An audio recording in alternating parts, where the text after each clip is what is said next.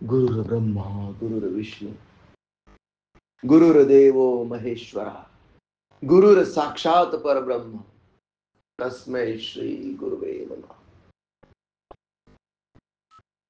ही साधना श्वासाची साधना आहे. Humanity is the only religion and breath is the only prayer. माणुसकी हाच आपला धर्म आणि श्वास हीच आपली प्रार्थना. याची दररोज आपल्याला सवय लागावी म्हणून आपण साधनेला इथं येतो. तसं इथं आलंच पाहिजे असा माझा अट्टहास नाही. इथं आल्याने, दररोज साधना केल्याने काय फायदा होतो हे ज्याने त्याने ज्याचं त्याचं ठरवावं. व्यक्तित्व घडवण्याची ही कार्यशाळा आहे. व्यक्तित्व म्हणजे तुमचं character. If wealth is lost, nothing is lost. If health is lost, something is lost. And if character is lost, everything is lost. आणि कॅरेक्टर घडवणारी ही श्वासाची साधना आहे. आणि साधना, सेवा आणि सत्संग आपली दिवसभराची लाईफस्टाईल बनली पाहिजे. मी साधना, सेवा, सत्संग करतो, काहीच नवल करत नाही, काहीच कौतुक करत नाही. माझं स्वतःचं व्यक्तिमत्व सुंदर असावं. माझं स्वतःचं व्यक्तिमत्व सुंदर असावं. मला आजार, आधी, व्याधींपासून मी मुक्त असावं. माझ्या मनाला शांती असावी आणि मी आनंदित जीवन जगावं असं वाटणं काही गैर आहे का? अजिबात नाही. असं वाटणं अजिबात गैर नाही. आणि अशा सच्चित आनंद, अशा परम आनंदाच्या प्राप्तीसाठी साधना, सेवा, सत्संग ही आपली लाईफस्टाईल बनली पाहिजे. रोज मी ब्रश करतो, रोज मी आंघोळ करतो, छान कपडे घालतो, रोज सकाळी मी ड्युटीवर जातो, व्यवस्थित काम करतो, महिन्याला पगार घेतो. आपली लाईफस्टाईल आहे. कधीतरी एखाद दिवशी रविवारी बायकोला घेऊन समुद्र किनाऱ्यावर किंवा नदीच्या किनाऱ्यावर फिरायला जातो. सुंदर मंदिरात देवदर्शन करतो. एखाद दिवशी कधी ना कधी वन्स इन अ व्हाईल मॅकडोनाल्डचा बर्गर खातो. It's okay. कधीतरी रस्त्यावरची पाणीपुरी खातो. It's okay. इच्छा, आकांक्षा, वासना मारून जगण्यात काहीच अर्थ नाही. Your desire is your responsibility. पण लक्षात घ्या, जेवढ्या निगेटिव्ह गोष्टी आपण करणार तेवढं पेरावे तसेच उगवते. तुम्ही मॅकडोनाल्ड खाऊन घेतला, बर्गर खाऊन घेतला, किंवा रस्त्यावरची पाणीपुरी खाऊन घेतली, किंवा कोल्ड्रिंक पिऊन घेतलं, किंवा आईस्क्रीम खाऊन घेतलं, तर तुमच्या शरीरात जे वात, पित्त, कफ ते बॅलन्स आहेत, त्याच्यात काही ना काही प्रमाणात इम्बॅलन्स निर्माण होणार. आणि त्याला कॉम्पेन्सेट करणारी शक्ती जर तुमच्याजवळ नसेल तर दुसऱ्या दिवशी तुम्हाला घसा बिघडला, जुलाब चालू झाले, अशा तक्रारी घेऊन माझ्याकडे यायला लागेल. मग हे कधीच खाऊ नये का? जरा तारतम्य ठेवावं. काय म्हणतो मी? जरा तारतम्य ठेवावं. आपण हाऊस होल्डर योगी आहोत. हाऊस होल्डर योगी जे साधना मार्गावर, चैतन्याच्या मार्गावर चालतात ते हाऊस होल्डर योगी आहेत. आणि हाऊस होल्डर योगी म्हणजे काय? संसार करावा नेटका, दिसू देऊ नये कुठे फाटका, परमार्थाचा चुटका असू द्यावा. जे कुंभमेळ्यात साधू संत जमा झालेले आहेत ना, त्यांच्यापेक्षा आपण काही खूप वेगळे नाहीयेत. त्यांचा मार्ग साधनेवरच त्यांनी फोकस केलेलं आहे. आपण साधना, सेवा आणि सत्संगावर फोकस केलेला आहे आणि याच्यात बॅलन्स साधण्याचं कार्य आपण करतो. योग्याचा आहार कसा असावा? सात्विक अन्न असावं आणि गरजेपुरतं असावं. जगण्यापुरतं खावं, खाण्याकरता जगू नये. विषय समजला का तुम्हाला? प्राण धारण होईल एवढं खाल्लं पाहिजे. काय खाल्लं पाहिजे? शुद्ध सात्विक आहार सेवन केला पाहिजे. त्याच्यात फळं, हिरवा भाजीपाला, नॅचरली ऑर्गॅनिकली ग्रो केलेला भाजीपाला, फळं. नॉनव्हेज, मसालेदार, तिखट, आंबट, तळलेले पदार्थ, चमचमीत, तर्रीदार असे पदार्थ टाळले पाहिजेत. वन्स इन अ व्हाईल, कधीतरी एखाद दिवशी तुम्ही खाऊन घेतलं तर तयारी ठेवली पाहिजे. आणि कोणत्या गोष्टी तुमच्या शरीराला चालतात आणि कोणत्या गोष्टी तुमच्या शरीराला चालत नाहीत हे तुमचं शरीर स्वतःच सांगतं. स्वतःच सांगतं की हे नको, हे नको. काय खावं, किती खावं, काय बोलावं, किती बोलावं, या सगळ्या गोष्टींचा आपण सारासार विचार करणं म्हणजेच साधना. म्हणजेच साधना. आपण दररोज ब्रह्मक्रिया करतो. ब्रह्मक्रिया काय आहे? महर्षी पतंजली ऋषींनी अष्टांग योगात सांगितलं. भस्त्रिका, कपालभाती, अनुलोम विलोम प्राणायाम, बाह्य प्राणायाम, भ्रामरी प्राणायाम आणि शेवटचा ओंकार, उद्गीत प्राणायाम. या सगळ्या टेक्निक्सला एकत्रितपणे आपण काय म्हणतो? ब्रह्मक्रिया. भस्त्रिकीने चितशक्तीचं रूपांतर प्राणशक्तीत होतं. कपालभातीने ती प्राणशक्ती तुमच्या 72,000 नाड्यांपर्यंत पोहोचते. अनुलोम विलोम प्राणायामाने तीच ऊर्जा, प्राण ऊर्जा बॅलन्स होते. म्हणजे वात, पित्त, कफ बॅलन्स होतो. आणि बाह्य प्राणायामाच्या माध्यमातून ती ऊर्जा मूलाधार चक्राकडून आज्ञा चक्राकडे डायरेक्ट केली जाते. भ्रामरीच्या माध्यमातून आत्मपूजा, आत्म अभिषेक, आत्मलिंगाची, ज्योतिर्लिंगाची आत्मपूजा आणि आत्मा अभिषेक म्हणजे भ्रामरी प्राणायाम. आणि सगळ्यात शेवटी ओंकार किंवा उद्गीत. तन मन धन जो कुछ है सब तेरा, तेरा तुझको अर्पण, क्या लागे है मेरा. हा भाव या उद्गीत प्राणायाच्या माध्यमातून आपल्या अंतकरणात प्रकट केला जातो, रुजवला जातो. दिस इज द लाईफस्टाईल. ही आपली लाईफस्टाईल बनली पाहिजे. जर ही आपली लाईफस्टाईल बनली ना तर लाईफस्टाईल डिझिजेस आपल्या आयुष्यातून हद्दपार होऊन जातात. लाईफस्टाईल डिझिजेस कोणते आहेत? डायबिटीज, हायपरटेन्शन, कोरोनरी डिझिजेस, हे सगळे, ओबेसिटी, हे सगळे लाईफस्टाईल डिझिजेस आहेत. ओबेसिटी का झाली? तुमचा BMI, बॉडी मास इंडेक्स का वाढला? याला कारण काय? कारण नको ते खाऊन घेतलं. जेवढ्या कॅलरीज एक्सपेंडिचर करायच्या होत्या त्याच्यापेक्षा जास्त कॅलरीज तुम्ही सेवन केल्यात आणि मग त्या फॅट्सच्या माध्यमातून डिपॉझिट झाल्यात. म्हणजे काय वाढलेलं आहे? कफ वाढलेला आहे. ज्याचा BMI जास्त आहे समजून घ्या त्याचा त्याची कफ प्रवृत्ती होऊन जाते.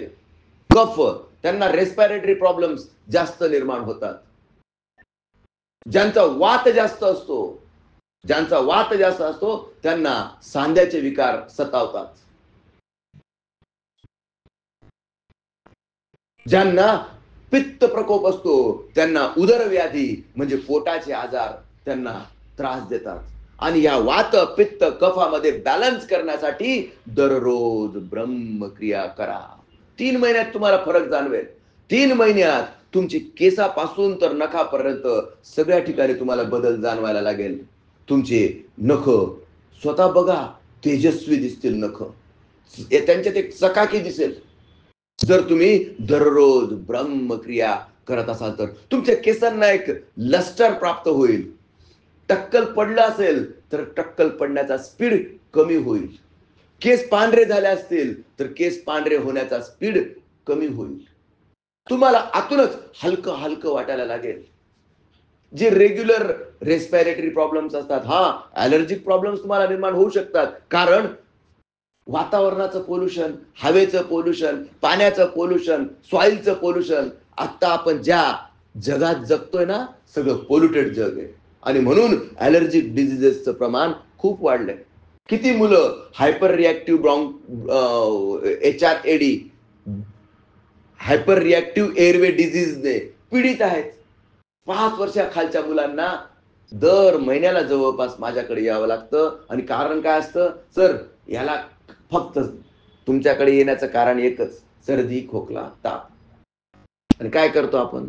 काय नाही, एक अँटीबायोटिक द्यायचं, एक अँटीहिस्टॅमिन द्यायचं, एक डिकंजस्टंट द्यायचं, वाफ द्यायची, त्या नातेवाईकांचं समाधान करायचं आणि आपण ₹300 घ्यायचे. बस. कशामुळे झालेलं आहे हे? कशामुळे झालेलं आहे? Polluted soil, polluted air, polluted water. त्याच्यामुळे ॲलर्जिक टेंडन्सीज लोकांच्या वाढून गेल्यात. फूड हॅबिट्स बदलून गेल्यात. लोकांना मॅकडोनाल्ड खाल्ल्याशिवाय आणि पिझ्झा बर्गर खाल्ल्याशिवाय जीवन जगतोय असं वाटतच नाही. जीवन जगण्याची डेफिनेशनच अशी होऊन गेली. तिथं जायचं, मॅकडोनाल्डच्या त्या पुतळ्याच्या शेजारी फोटो काढायचा, ते फेसबुकवर टाकायचं, वा वा वा, ऐश केली, एन्जॉय केलं. अरे हो, तुझ्या गाडीत पेट्रोलची गाडी असेल तर त्याच्यात डिझेल टाकतो का तू? नाही टाकत. पण आपण टाकतो. याला मूर्खपणाचा कळस म्हणावं. मी म्हणत नाही की तुम्ही अजिबातच तुमच्या जिभेला सॅटिस्फाय करू नका. ठीक आहे, once in a while it's okay. पण ऍट द सेम टाइम तुम्ही विचार केला पाहिजे की आपण दररोज साधना, सेवा, सत्संगाच्या मार्गावर आहोत का? साधना, सेवा, सत्संगाच्या मार्गावर जर तुम्ही असाल ना, तर कोणत्या गोष्टी सकारात्मक आहेत आणि कोणत्या गोष्टी नकारात्मक आहे, तुम्हाला आतून सूचना प्राप्त होईल. काय खावं आणि काय नाही खाऊ हे तुमचं तुम्हाला कळायला लागून जाईल. ऑटोमॅटिक ज्या गोष्टी खायला नको त्या तुम्ही रिजेक्ट कराल. तुमची बॉडी रिजेक्ट करेल. विषय समजला का तुम्हाला? तुमचा सेन्सॉर जो आहे ना, तो सेन्सिटिव्ह होऊन जाईल. तुमचा सेन्सॉर सेन्सिटिव्ह होऊन जाईल. आणि माझा अनुभव तुम्हाला सांगतो, कोणती व्यक्ती माझ्याशी शेक हँड करताना कोणत्या भावनेने शेक हँड करते हे सुद्धा मला कळून जातं. आता तुम्ही म्हणाल, सर काहीतरी अतेंद्रिय गोष्टी करायला लागलेल्या आहेत. तुम्हाला पण सहज शक्य आहे. तुम्ही साधना, सेवा, सत्संग करा. समोरचा माणूस तुमच्याकडे कोणत्या आशेने, कोणत्या उद्दिष्टाने तुमच्याशी कम्युनिकेशन करतोय आधीच कळून जातं. त्याच्याजवळ जे पत्ते असे लपवलेले असतात ना त्याने, ते आधीच ओपन होऊन जातात. आणि मग लोकांशी व्यवहार करणं सोपं होतं. विषय समजला का तुम्हाला? आणि म्हणून ऑटोमॅटिक व्यवहारिक जगतात काय मिळतं? यश मिळतं. फेल्युअर मिळत नाही. कारण समोरच्याच्या मनात काय चाललेलं आहे, समोरच्याच्या मनात काय चाललेलं आहे याचा अंदाज आपल्याला ऑटोमॅटिक येऊन लागतो. आणि ही गोष्ट अजिबात अवघड नाही. आत्ता ती सुहानी शाह माहिती का तुम्हाला? सुहानी शाह मेंटलिस्ट आहे. सुहानी शाह समोरच्याच्या मनात काय चाललेलं आहे ते ती आकड्यांसहित सांगू शकते. बागेश्वर धामचे बाबा सांगू शकतात. मी सांगू नाही शकत, नाही तर कराल माझ्याकडे गर्दी कराल बरं का, तसं काही नाहीये. पण एक जजमेंट येतं, एक अंदाज येतो की समोरच्या माणसाचा अप्रोच काय आहे, कसा आहे. मी तसा नाहीये. मी एक साधा पिरियाट्रिशियन आहे, बालरोग तज्ञ. पण साधना, सेवा, सत्संगाने माझं आयुष्य बदललं. मला असं वाटतं सगळ्यांचं बदलावं. कारण जे आपणाशी ठावे ते सर्वांना सांगावे. ज्ञानी करुणी सोडावे सकळ जन. सर्वांचं भलं व्हावं, सर्वांचं कल्याण व्हावं. वसुदैव कुटुंबकम. जो जे वांछील तो ते लाहो. विश्व स्वधर्म सूर्य पाहो. जर मला भगवंताने डॉक्टर केलेलं आहे तर लोकांना आरोग्याच्या संदर्भात मार्गदर्शन करणं हे मला माझं कर्तव्य वाटतं. भगवंताच्या कृपेने, आई वडिलांच्या इच्छेने मी डॉक्टर झालो, पिडियाट्रिशियन झालो, बालरोग तज्ञ झालो. मग माझी जसं मातृऋण आहे, जसं पितृऋण आहे, तसं माझ्यावर समाज ऋण आहे. आणि हे समाज ऋण फेडण्यासाठी जे मला समजलेलं आहे ते समाजामध्ये वाटून टाकण्यासाठी हे साधना, सेवा, सत्संगाचं कार्य, त्याचं महत्व पटवून देण्याचं कार्य मी इमानदारीने करतोय. लोक त्याच्याकडे कोणत्या दृष्टीने पाहतायत त्याच्याशी मला काही घेणं देणं नाही. पण मी हे केलं ब्रह्मक्रियेने माझ्या आयुष्यात परिवर्तन झालं. आणि ब्रह्मज्ञान काय आहे? मैं देह नहीं नश्वर नासी, मैं अलख निरंजन अविनाशी. याच्यामुळे माझ्या मानसिकतेमध्ये बदल झाला. हे शरीर म्हणजे मी नाही, हे मन म्हणजे सुद्धा मी नाही. शरीर आणि मनाच्या पलीकडे जी ऊर्जा, जी शक्ती, जी चैतन्य शक्ती आहे, जी या शरीराला चालवते, बोलवते, हसवते, खेळवते, रडवते, ती शक्ती, ती ऊर्जा म्हणजे मी आहे. आणि मी इयत्ता 9वी मध्ये ऊर्जा अक्षयतेचा नियम शिकलेलो आहे. Energy cannot be created and energy cannot be destroyed. One form of energy can be converted to the other form, but the total energy in the universe remains constant. ऊर्जेची निर्मिती अथवा नाश करता येत नाही. एका प्रकारच्या ऊर्जेचं रूपांतर दुसऱ्या प्रकारच्या ऊर्जेत करता येतं. तथापि विश्वामधील एकूण ऊर्जा सदैव अक्षय राहते. हा ऊर्जा अक्षयतेचा नियम, हा मॉडर्न फिजिक्सचा नियम आपल्या अध्यात्मशास्त्रात श्रीकृष्णाने अर्जुनाला ऑलरेडी गीतेमध्ये सांगून ठेवलेला आहे. नैनम छंदती शस्त्राने नैनम दहती पावक न च क्लेदयंती आपो न शोषयते मारुता. जेव्हा या दोन गोष्टी माझ्या समोर आल्यात आणि त्या एकमेकांना कोरलेट झाल्यात, तेव्हा माझ्या लक्षात आलं की साधना, सेवा, सत्संगाने आपण आत्मोन्नतीच्या मार्गावर म्हणजे चैतन्याच्या मार्गावर चाललं पाहिजे. आणि माझ्या सद्गुरूंच्या कृपेने